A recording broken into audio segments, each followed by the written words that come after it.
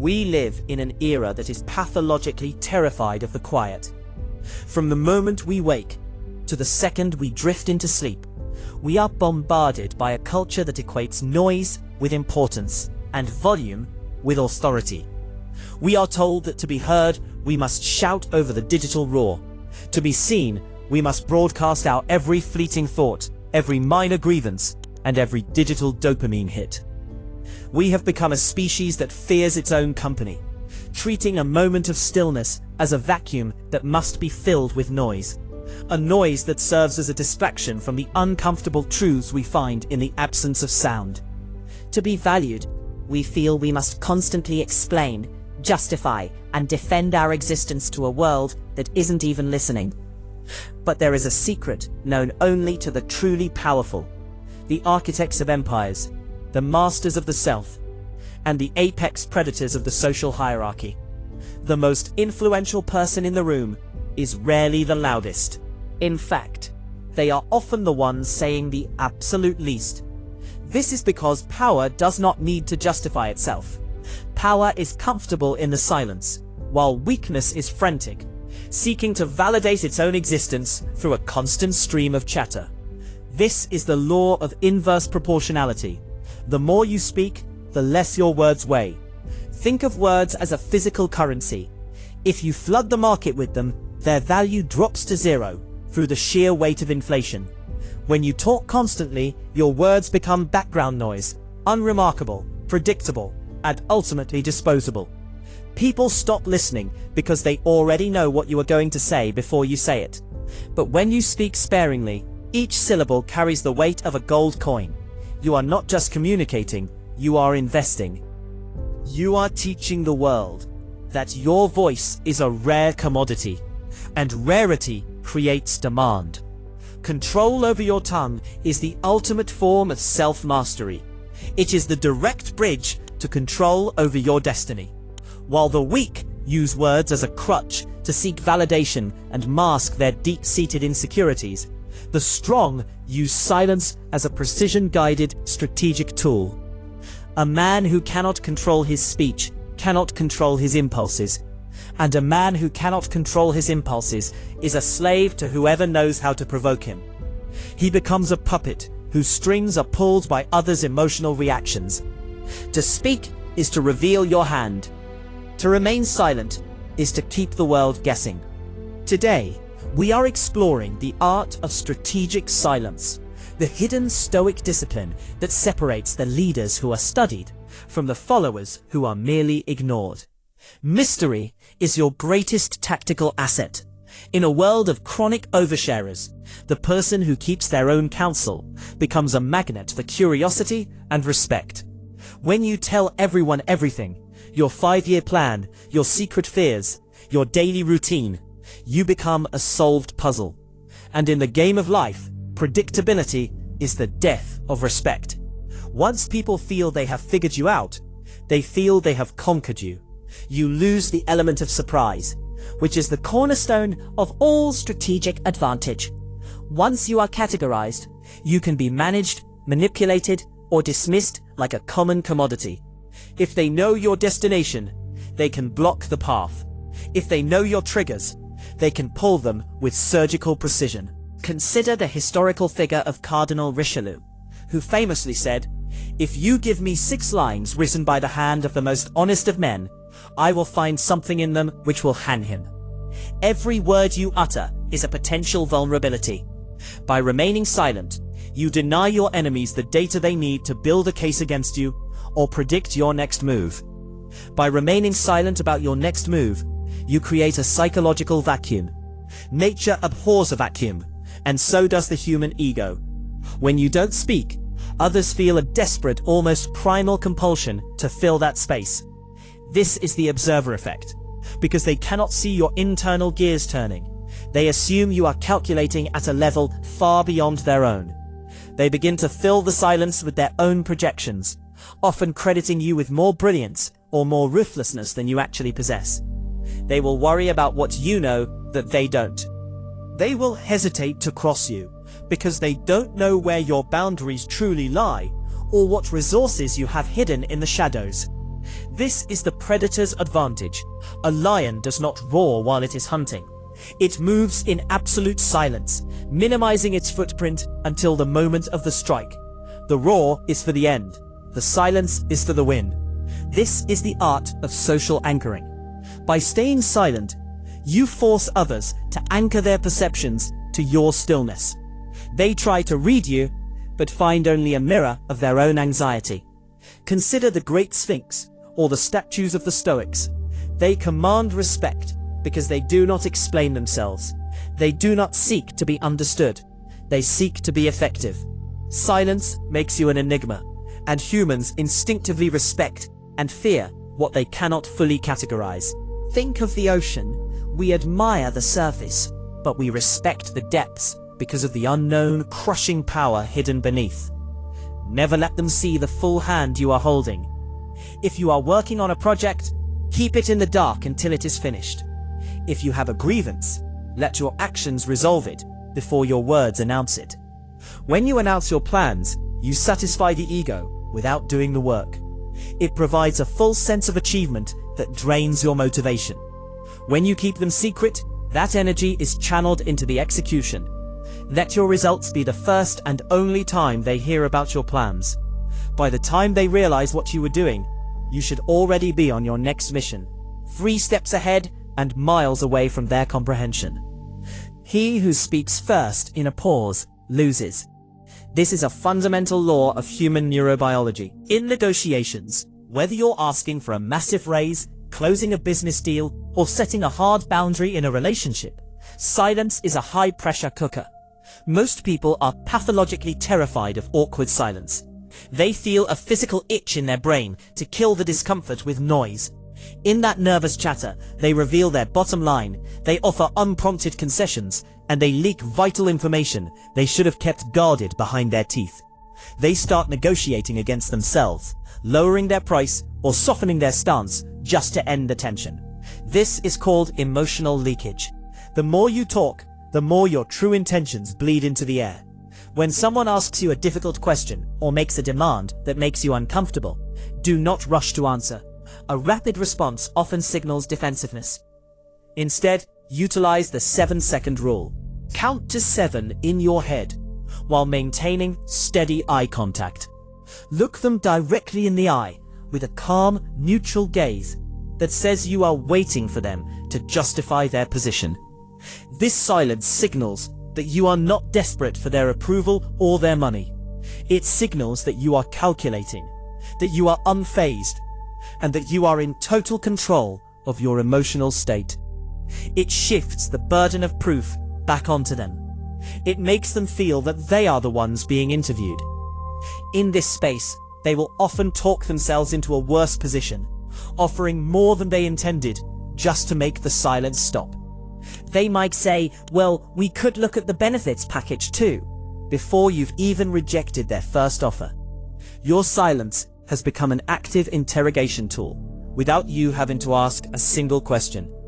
In conflict, silence is an impenetrable obsidian shield. When someone insults you, they are looking for a reaction, a shout, a defense, a counter-insult.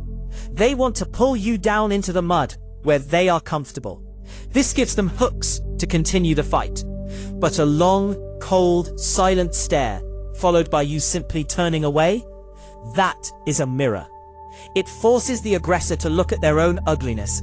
It leaves them standing alone in their own toxicity, shouting at a ghost. Their anger has nowhere to land, so it collapses back onto them, leaving them feeling small and foolish. A comeback shows they got to you. Silence shows they are beneath your notice.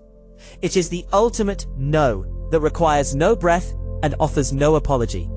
In the face of a scream, silence is the ultimate act of aggression. It communicates that their words have no power over your internal state. When you refuse to engage, you remain the master of the encounter. You are not ignoring them, you are dismissing them. There is a profound difference. Dismissing is an active exercise of power that declares the other person's input irrelevant to your peace of mind. You cannot learn while your mouth is moving. Every time you speak, you are giving away pieces of your map, your biases, your triggers, and your blind spots. Every time you listen, you are stealing pieces of theirs. The person who speaks less is the only one who truly understands the landscape of the room. They learn the hidden motivations, the secret weaknesses, and the deepest desires of everyone present, not by asking intrusive questions, but by simply allowing people to talk until they eventually tell the truth. People love to talk about themselves. They are desperate for an audience to validate their existence. If you are silent, they will eventually give you the keys to their own kingdom. By practicing strategic silence, you become a social detective. Most people are so desperate to be heard, to feel important, and to be validated, that they will tell you exactly how to defeat them if you just give them enough rope. You will start to notice the contradictions in their stories. You will hear the tremor of fear in their voice that others miss, because they were too busy thinking about what they wanted to say next. You hear the white space between their words. This is where the truth lives. This is the intelligence gathering phase of power. You are mapping the battlefield, while the others are merely playing in the dirt. When you finally do choose to speak, your words will not be random. They will be surgical. They will land with the force of a hammer, because they are based on hard data, rather than emotional impulse. In any group setting, the person who speaks the least is usually given the most attention when they finally open their mouth. This is the strong economy of speech. Scarcity creates value. If you speak 10 times a day, each word is worth a penny. If you speak once, that word is worth a fortune. When your speech is rare, people listen with an intensity that cannot be bought. Consider the power of the measured response. Instead of reacting instantly, wait. Let their words settle. Let the room go quiet. Then, deliver your verdict in as few words as possible. This forces others to work harder to understand you, which inherently increases your status. It creates a gravity of authority that pulls others into your orbit. If you can summarize a complex hour-long debate in 3 sentences, you become the most essential person in that meeting. Remember the ancient proverb, "A wise man speaks because he has something worth saying." A fool speaks because he feels he has to say something. One creates value, the other creates noise. One builds an empire, the other burns it down for a moment of attention. Silence is the laboratory of the soul. External silence is merely a performance if your internal world is a riot of noise, anxiety, and self-doubt. Strategic silence isn't just a social tactic for the boardroom or the bar. It is a mental discipline of the highest order. It is about how you talk to yourself when no one else is listening. If you are constantly seeking external stimulation, music, podcasts, or social media, you are essentially trying to outrun your own mind. You are terrified of the person you are when the noise stops. Terrified of the questions that arise in the absence of distraction. In the quiet, the ego dies and the truth emerges.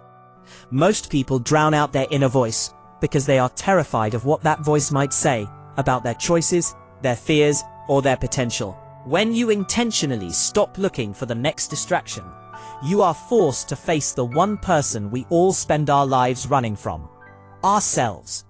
This is where the most powerful ideas are born. This is where you build the mental calluses and the inner citadel required to endure the world's chaos without breaking. It is the practice of being unmoved by the opinions of others because you have already reached a verdict on yourself. This internal silence allows you to act from a place of purpose rather than reacting from a place of panic. When the mind is quiet, the path becomes clear. You no longer waste energy on recursive thoughts or hypothetical arguments with people who aren't there. Master the Stoic filter. Before a thought becomes a word, it must pass through the silence of your judgment. Ask yourself, is it true? Is it kind? Is it necessary? If it fails any of these 3 tests, let it die in the silence. Do not give life to thoughts that do not serve your mission. Thoughts are like sparks. If you don't fan them with attention, they simply go out. If you give them words, you give them oxygen. If you cannot sit in a quiet room for an hour alone with your own thoughts without reaching for your phone, you are not a free person. You are a prisoner of the noise. You are addicted to the dopamine of the external world because your internal world is empty. Master the silence within, the ability to be still and unreactive even when the world is screaming, and the noise of the world will no longer be able to touch you. You become the eye of the hurricane, calm, focused, and absolutely lethal in your clarity. You do not need the world to tell you who you are, because you have already found the answer in the quiet. Silence is not about being shy. It is not about being passive, submissive, or socially awkward. It is an active, aggressive, and highly calculated choice to maintain your personal power. It is the profound realization that your words are a limited, precious resource and should be treated with the same respect as your money, your energy, or your time. Every time you open your mouth, you are making an investment. Every time you withhold a word, you are saving your power. Make sure the return is worth the cost. This is the wordless decree. Your presence alone should define the terms of the engagement. When you master the art of silence, you find that you no longer need to beg for the room's attention. The attention naturally gravitates toward the center of the calm, as if by gravity. You no longer need to defend your worth, your presence, your posture, and your results speak for you with more eloquence than any speech ever could. People will look to you for direction, not because you shouted, but because you were the only one who didn't lose their head in the noise. You are the rock in the stream. The water may rush around you, but the rock remains unmoved, unchanged, and unbothered. Choose your words as if every syllable costs you a piece of your soul. Guard your secrets fiercely, for they are the source of your strength. And never ever be afraid of the silence. It is the only place where true, unshakable power is forged. The louder the world gets, the more valuable your silence becomes. Use it wisely. Use it precisely. Use it to build a life that requires no explanation.